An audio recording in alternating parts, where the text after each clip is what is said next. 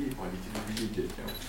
Voilà. Donc, alors cette exposition a commencé, moi j'ai commencé à travailler sur le sujet en 2008. Donc je me suis retrouvé sur le Nil et je me suis aperçu que quelque part sur l'histoire de ce pays, je ne savais pas grand-chose. Et donc, étant à la recherche à l'époque d'un nouveau sujet, puisqu'avant je diffusais de l'inventaire magique au numérique dans la région, étant à la recherche d'un nouveau sujet, je me suis dit qu'il y avait forcément quelque chose à faire autour de l'Égypte. Donc en rentrant en France avec des images, je me suis aperçu que le voyage en Égypte de Gustave Flaubert était un sujet qui n'avait jamais été traité. Je trouvais ça tellement formidable que je me dis, j'y vais, on y va, je vais m'intéresser à la question. Et donc j'ai commencé à collectionner des photos. Alors c'est des photos de Zangaki, de mon fils, hein, vous verrez un peu tout ce qui est là-haut, de Ducamp aussi.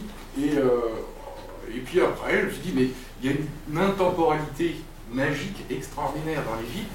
Et cette intemporalité, entre l'époque où Flaubert a fait son voyage et les années 30, on peut faire un film, puisque les personnages n'ont pas changé, ils sont toujours là, quelle que soit l'époque. Il y a par exemple le magicien, le sorcier, Flaubert parle d'un Nubien au nez épaté, 1880, la photo, le Nubien au nez épaté. Alors j'ai trouvé ça épatant. Et donc, et au fur et à mesure de la collection qui s'est élaborée, je me suis dit, mais toutes les images du voyage en Égypte de Gustave Flaubert, je les ai. Alors c'est vrai que les photos de Maxime Ducamp sont des photos scientifiques, mais les photos des photographes de 1870-1880 sont des photos artistiques. Donc il y a des émotions qui passent, et donc on peut créer un rythme et retracer le voyage en Égypte à travers une exposition photo et cinématographique. Donc j'ai fait tout un travail là-dessus.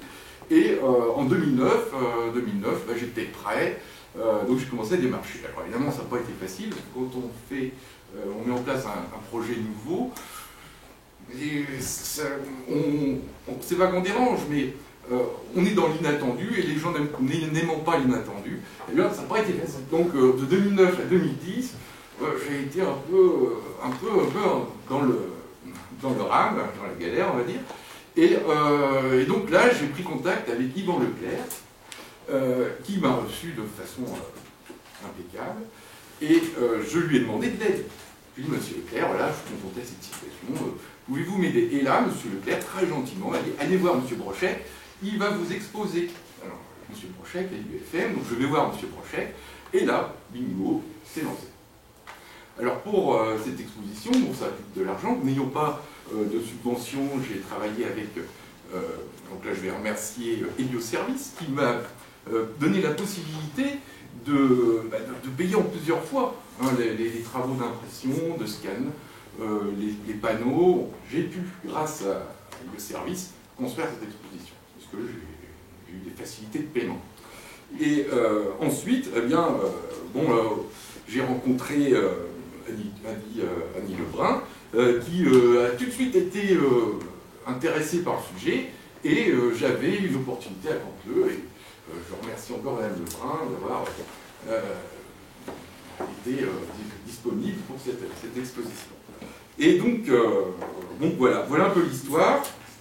Donc là, donc j'ai été aidé, j'ai été aidé par Monsieur Leclerc, donc je remercie Monsieur Leclerc, Monsieur Brochet, aussi une dame qui est à Paris, donc je la remercie beaucoup parce qu'elle m'a aidé au niveau de la construction de la fiche technique, qui est une chose importante.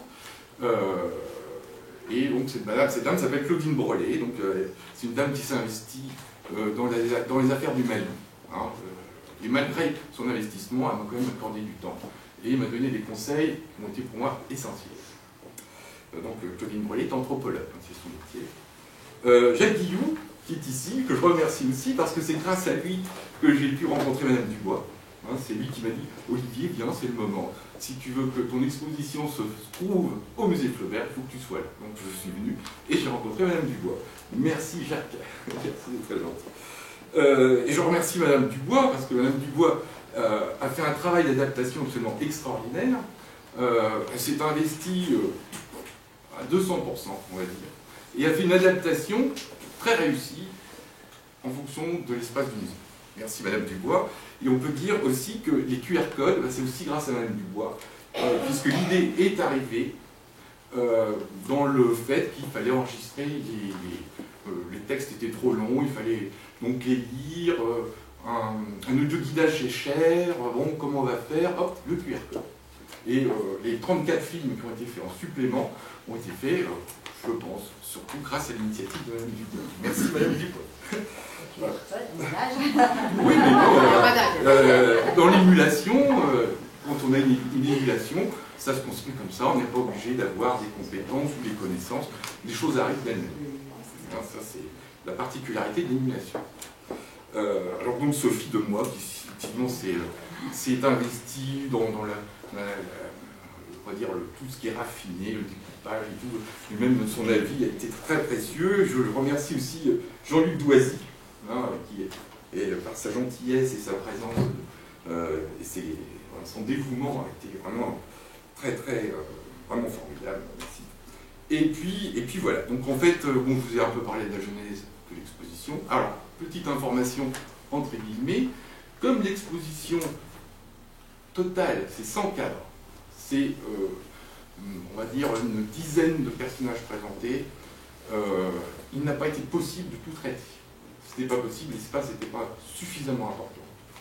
Donc Madame Dubois a fait cette adaptation superbe, et en parallèle, moi j'ai mis en place une autre exposition qui aura lieu à Honfleur du 5 février au 31 mai, qui, elle, va traiter plus de la question historique. Parce que, ici, on a une histoire de la photographie, des photographes, mais quelle était la situation politique en Égypte à ce moment-là? Comment ça s'est construit? Pourquoi ce voyage a pu avoir lieu? Parce que quand on regarde bien, le voyage, un an plus tard, c'était pas possible, à cause d'Abbas Pacha. La petite histoire. Et s'il n'y avait pas eu l'invasion de l'Égypte par Napoléon, il n'y aurait jamais eu le voyage en Égypte de Gustave Flaubert. Donc la question historique transpire dans ce voyage. Et donc elle est traitée à Honfleur, à la médiathèque de Honfleur. Voilà. Donc si vous voulez voir un complément d'exposition, n'hésitez pas à vous déplacer à la médiathèque de Honfleur. Et donc maintenant je vais laisser à Madame Dubois. Je vous invite à me suivre.